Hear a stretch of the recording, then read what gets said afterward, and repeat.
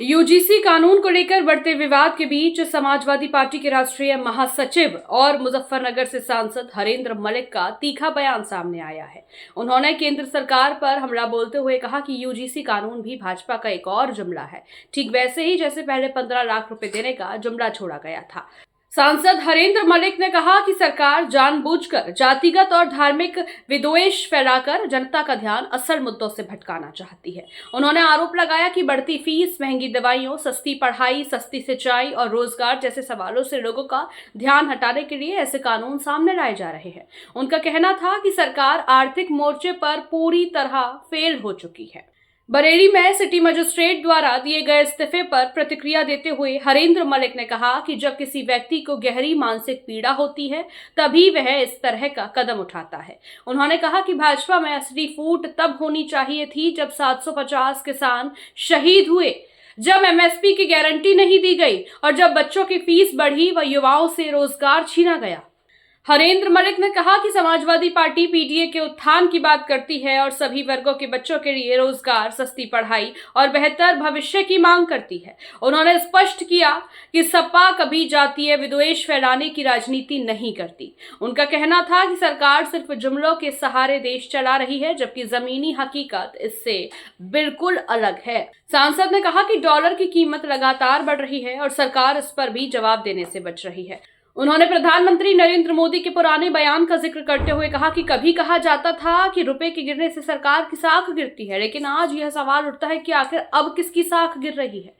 उन्होंने धार्मिक मुद्दों पर भी सरकार को घेरा और कहा कि देश साधु संतों, सूफियों और गुरुओं की परंपरा वाला देश है। शंकराचार्य जैसे संतों के साथ जिस तरह का व्यवहार हो रहा है वह दुर्भाग्यपूर्ण है। उन्होंने कहा कि धर्म को राजनीति का औजार बनाकर बदनाम करने का काम किया जा रहा है। अंत में हरेंद्र मलिक ने कहा कि सरकार अगर सच में जनता के हित में काम करना चाहती है तो जुमलों की राजनीति छोड़कर रोजगार, शिक्षा और महंगाई जैसे असली मुद्दों पर ध्यान दे। एमपी साहब, यूसीजी लागू हुआ है जिसको लेकर विरोध देखने को मिल रहा है, इसको आप लेकर क्या कहेंगे, क्या सोचते हैं? देखिए, मेरा तो साफ मानना है कि हमारे भारतवर्ष की सरकार हर मोर्चे पर फेल हुई है। इन्होंने बेतासा फीस बढ़ाई है जिससे गरीबी के बच्चे के हाथ से किताब छीन गई, और ये जाति विद्वेष बढ़ा करके, धार्मिक विद्वेष बढ़ा करके, उन्माद फैला करके मुद्दों से ध्यान हटाने का प्रयास करते हैं ताकि लोग रोजगार ना मांग सके, नौजवान बड़ी फीस वापसी की बात ना कह सके, सस्ती दवाई ना मांग सके, सस्ती पढ़ाई ना मांग सके, सस्ती सिंचाई ना मांग सके। तो ये इस काम को करते हैं, इसीलिए इन्होंने काम किया और उन्हें किसी से कोई लेना नहीं, जानबूझ करके ऐसे मुद्दे ही करते हैं। सरकार आर्थिक मोर्चे पर फेल। आज बताओ, रुपया तो 91-92 रुपए का, डॉलर 91 का हो गया कि है। और भाई मोदी जी एक हुआ करते थे गुजरात के मुख्यमंत्री, तो वो आदरणीय मोदी जी कहते हैं जब रुपया गिरता तो सरकार की साख गिरती है। अब किसकी साख गिरी है पता नहीं। समाजवादी पार्टी पीडीए की बात करती है और जो ये बिल आया है, जो कानून बना, ये पीडीए के लिए बनाया जा रहा है। समाजवादी पार्टी पीडीए की बात करती है, पीडीए के उत्थान की बात करती है, और हमारा तो साफ मानना कि बच्चों को रोजगार देने का काम करे। पीडीए के बच्चों को सबको रोजगार दे, हम कहाँ रोकते हैं। हम रोजगार की मांग करते हैं, हम जुमलों की बात नहीं करते।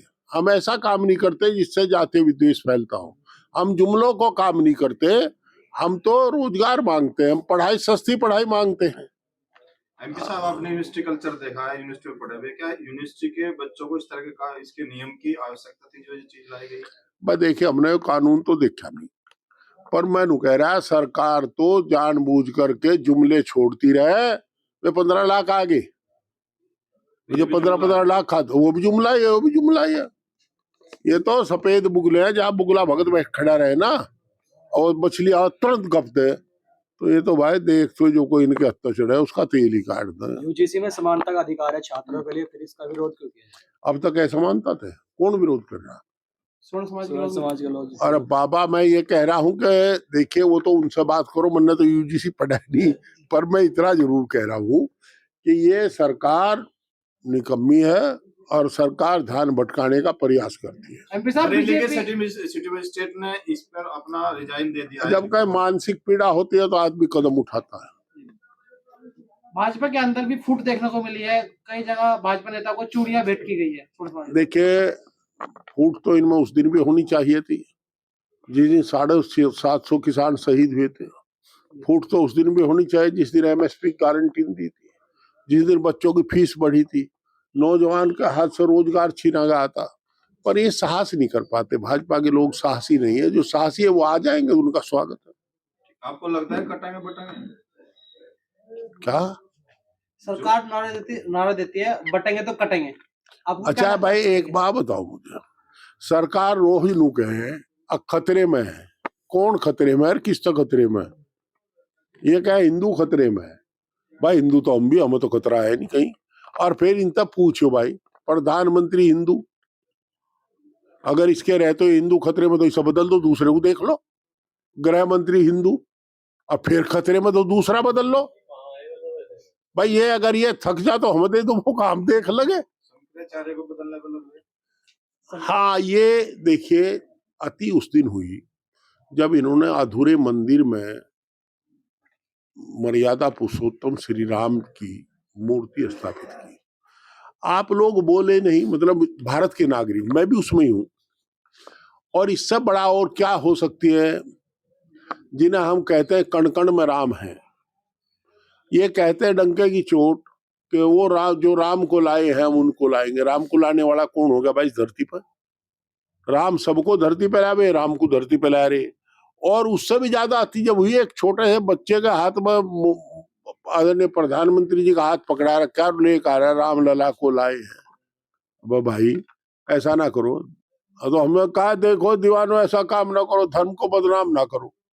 शंकराचार्य धरने बैठे उनके स्नान को लेकर ये दुर्भाग्यपूर्ण स्थिति है।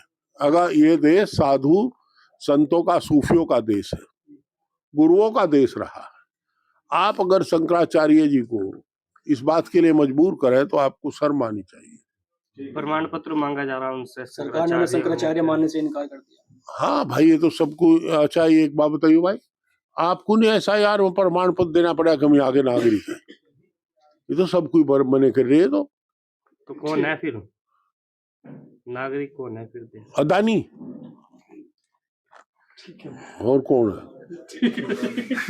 अपनी राय हमें कमेंट बॉक्स में ज़रूर दें। ऐसे ही लेटेस्ट अपडेट्स के लिए हमारे चैनल रॉयल बुलेटिन को लाइक, शेयर और सब्सक्राइब करना ना भूलें।